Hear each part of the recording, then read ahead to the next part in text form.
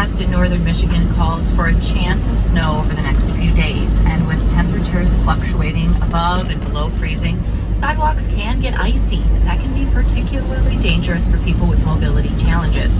Over the years, the nonprofit Norte has teamed up with community members to keep their sidewalks clear. IPR's Max Copeland met with a volunteer who's doing just that. It's a cold morning in Traverse City, and there's snow on the ground from the day before.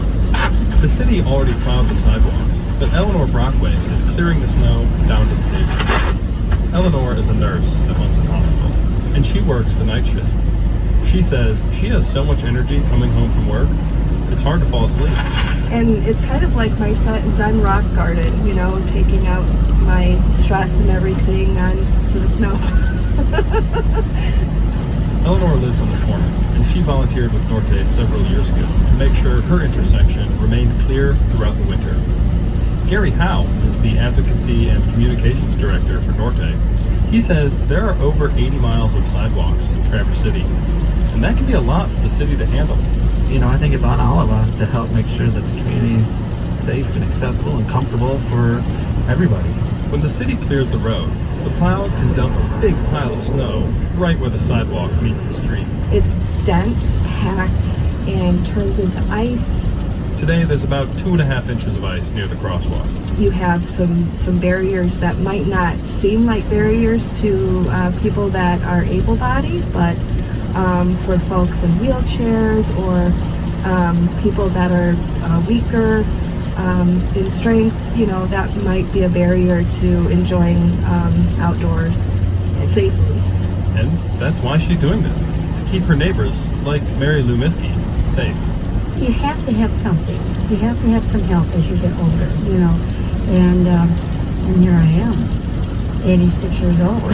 How did that happen? She says sometimes the snow is too heavy for her to lift, but it's not for Eleanor.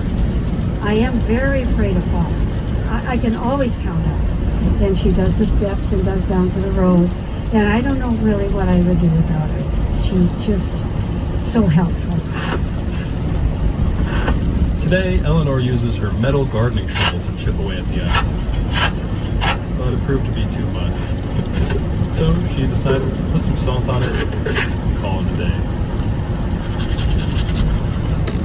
She says she wants to be a good example of what a community member can be. And she hopes it's contagious. For Interlochen Public Radio, I'm Max Copeland. You're listening to All Things Considered on IPR News Radio. I'm Kendra Carr. The National Weather Service is forecasting some possible rain this evening. A bit of wind in the Petoskey region at 20 miles per hour with gusts up to 30 miles per hour. Highs around 40 degrees.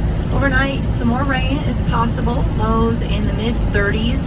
And on Thursday, a wintry mix of some rain and snow is likely. Highs in the upper 30s on Thursday.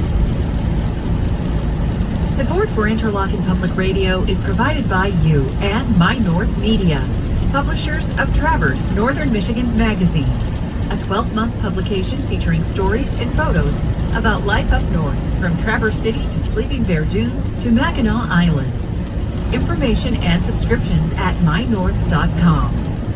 Coming up on All Things Considered, Moderna says the pediatric version of its COVID-19 vaccine appears to be safe and effective, even for kids under 5. Scientists are looking at the data. I would say these are promising results. It's not a home run because it doesn't eliminate most infections, but it's promising. More on that story coming up in about 20 minutes on your home for NPR News from Northern Michigan, Interlochen Public Radio News.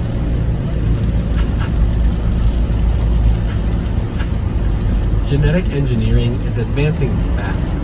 It's led to breakthroughs in medicine and agriculture. What could it mean for conservation?